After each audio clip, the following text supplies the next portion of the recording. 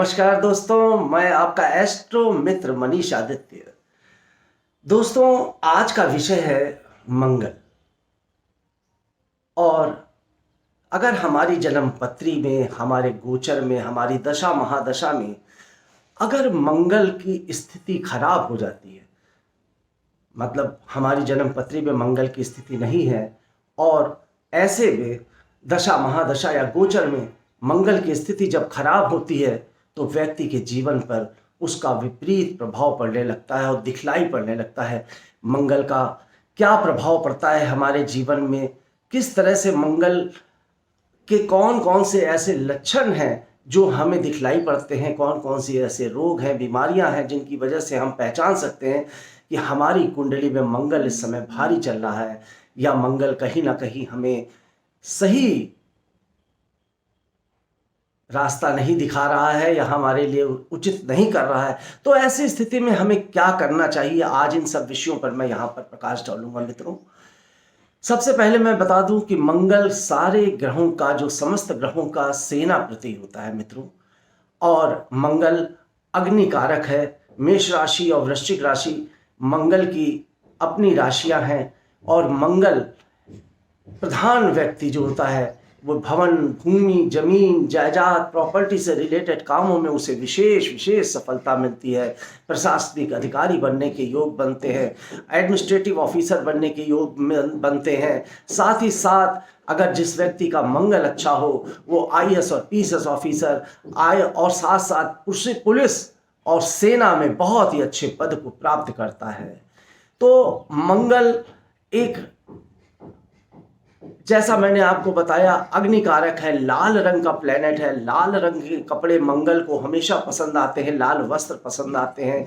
और जो मंगल प्रधान व्यक्ति होता है उसको अगर आप देखकर पहचानना चाहते हैं तो आप पहचान सकते हैं मित्रों। मंगल प्रधान व्यक्ति जिसका मंगल अच्छा होगा, जिसकी कुंडली में मंगल विशेष रूप से लग्न केंद्र भाव में या त्रिकोण भाव में बैठा होगा या लग्न में या केंद्र में बैठा होगा, ऐसे व्यक्ति की पर्सनैलिटी अपने आप में एक निडर व्यक्तित्व होता है, भयभीत नहीं होता, डरता नहीं है, हमेशा साहसी होता है, किसी भी काम में बढ़ चढ़कर हिस्सा लेता है और हर वक्त कार्य करने के लिए तैयार रहता है। उसके अंदर बहुत विशेष एनर्जी होती है।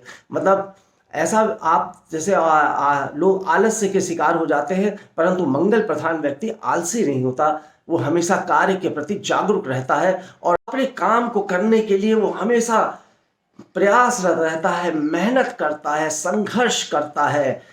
अगर भीड़ में 100 लोग खड़े हुए हैं और कोई भी बाधा आ जाए, कोई भी विपदा आ जाए, तो जिस व्यक्ति का मंगल प्रधान होगा वो उस बाधाओं और विपदाओं के लिए सबसे आगे उठकर खड़ा होगा।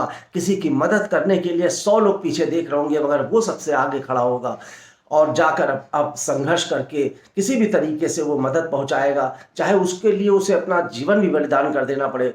इतना निर्भीक, इतना निडर, इतना साहसी होता है मंगल। तो अब और मंगल जब व्यक्ति को देता है तो बहुत ऊंचाइयां देता है, सुख शांति समृद्धि देता है। परंतु अगर मंगल खराब हो जाए, व्यक्ति का कुंडली में मंगल की स्थिति सही ना हो, कुंडली में अगर मांगलिक दोष बना हो या कुंडली में मंगल, देखिए, मकर राशि में उच्च का और कर्क राशि में नीच का होता है, अगर नीच अवस्था में है तो, और या मंगल की अगर युति कुंडली में केतु के साथ है या मंगल की युति कुंडली में राहु के साथ है और अंगारक योग बन रहा है, तो ये स्थितियां भी व्यक्ति के जीवन में दिक्कतें पैदा करती हैं। अब दिक्कतें तो पैदा करती हैं मगर हम लोग एक साधारण व्यक्ति हैं, सामान्य व्यक्ति हैं, सामान्य दिनचर्या करते हैं।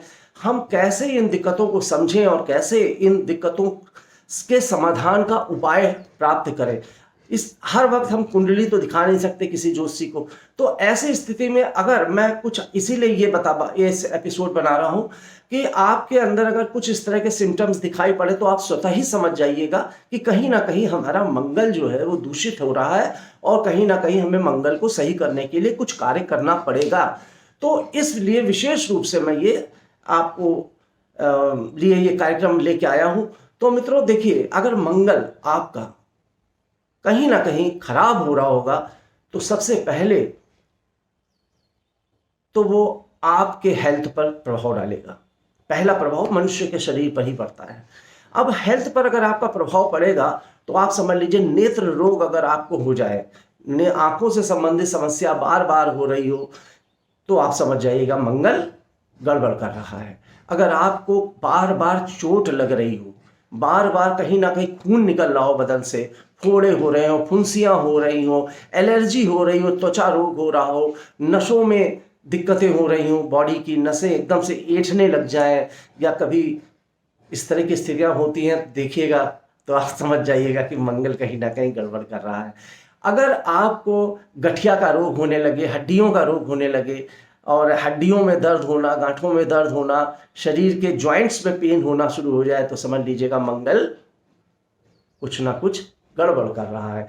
अगर आपको ब्लड प्रेशर की बीमारी होने लगे, या कोई ऑपरेशन जिसमें रक्त का कमी होना या खून का घटना किसी ना किसी कारण से होने लग जाए, तो भी मंगल खराब हो जाता है। ब्लड प्रेशर तो विशेष रूप से मंगल से ही रिलेटेड है। ब्लड प्रेशर, ब्लड कैंसर, इस तरह की जो भी बीमारियां हैं, ये मंगल की वजह से ही होती हैं। अब अगर आपके इसके अतिरिक्त अगर आपको क्रोध आना महसूस हो जाए, तो थोड़ी बीमारी बताए। अब उसके अलावा कुछ अन्य लक्षण बता रहे हैं। अनावश्यक क्रोध आना शुरू हो जाए, आप गुस्सा आने लगे, आप अपने बच्चों पे, अपने संतान पे, अपनी पत्नी पर, अपने माता पिता पर भी गुस्सा करने लगे, तो समझ लीजिएगा मंगल गड़बड़ हो रहा है। अगर मंगल आपका खराब होगा तो आपका भाई बहनों में लड़ाई झगड़ा बढ़ जाएगा। खासतौर से बड़े भाई बहनों से तो बहुत ज़्यादा लड़ाई होने लगती है, तनाव होने लगता है।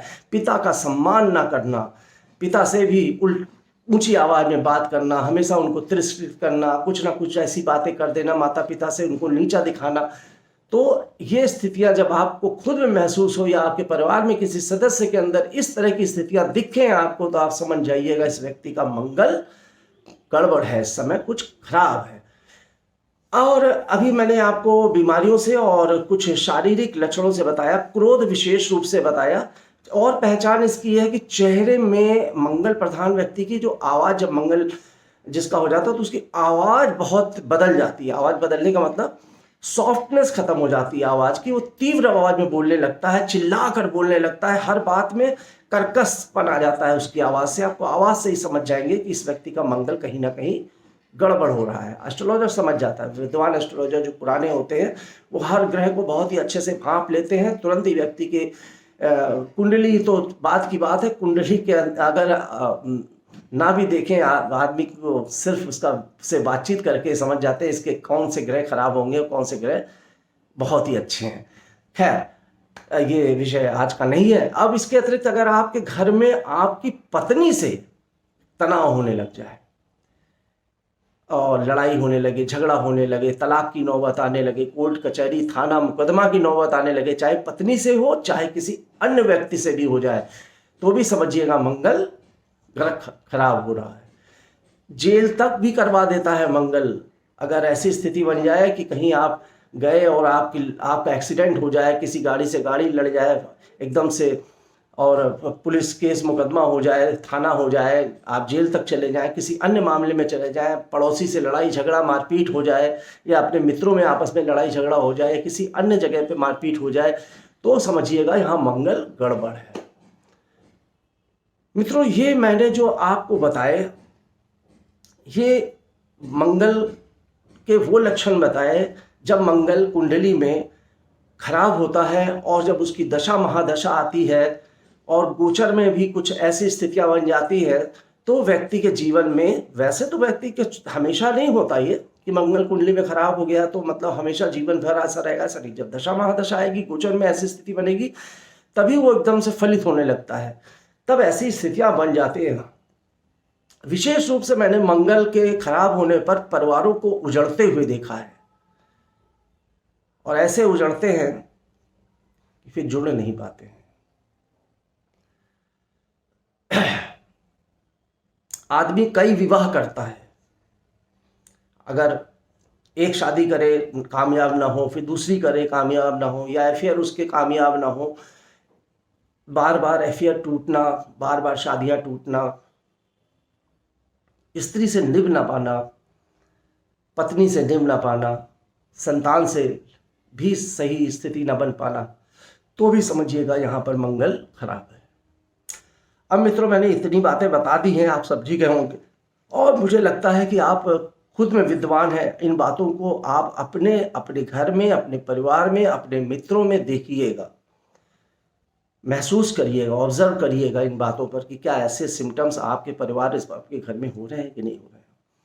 फिर उसके बाद आपको उपाय क्या करने हैं। उपाय,